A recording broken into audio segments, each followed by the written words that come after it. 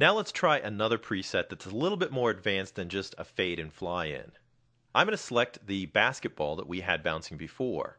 And of course, if you add a preset to an existing animation, it'll simply wipe out all the old keyframes and replace them with whatever the new tween is.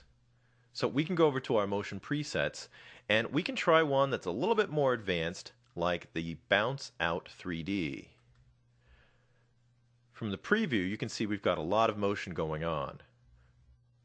So for starters, what I'm going to do is just click Apply.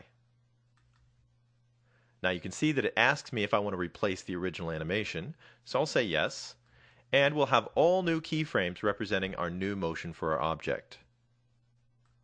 Now it started out at the beginning point, so you can see that most of the animation goes down below here, but we're definitely seeing that bouncing animation drop in.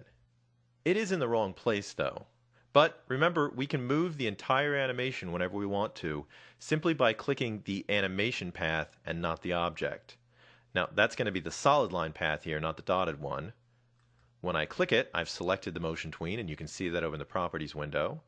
And we can grab it and move it straight up on the stage. And you can see that all of my shape and the keyframes come with it.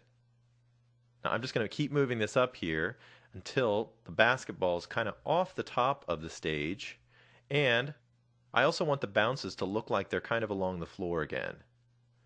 So I'll bring them up just a little bit and we can see those bounces right here. Maybe a little bit more. Now let's take a look at this animation over in our motion editor. I've got it selected, so I'm just going to open up my motion editor panel, and we can see a lot going on.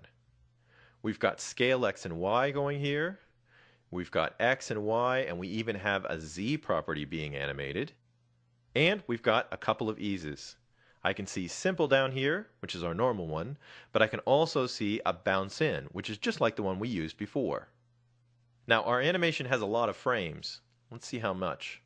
Looks like it goes out here to frame 135, and I'm only seeing 24 in my graphs here, so let's pull on that number. I'm going to click and pull right, and we'll just extend this on out.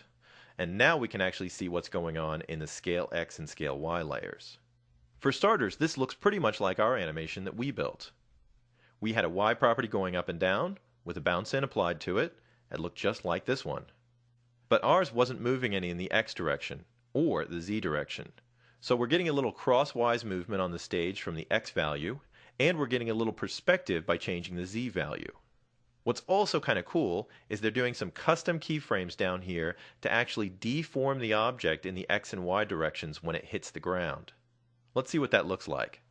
I'll close my motion editor, and let's just move our playhead along this timeline. Here, I'll pull back over this side, and we can see that the ball kind of comes in, and as it goes and hits the ground, we can see a big bounce there. Now that's actually the ball deforming in the X and Y directions, and we can definitely see the keyframes that are creating that right here. Now this is one preset that's a lot easier to understand in the motion editor than it is just by looking at the timeline. Now while we're on the subject of manipulating a tween by the path, there are actually a couple of other things that we can do with tweens as well. And those might surprise you, like for instance the transform tool over here. I'm going to switch over to the transform tool, and let me click away from everything and make sure that I just have the path selected.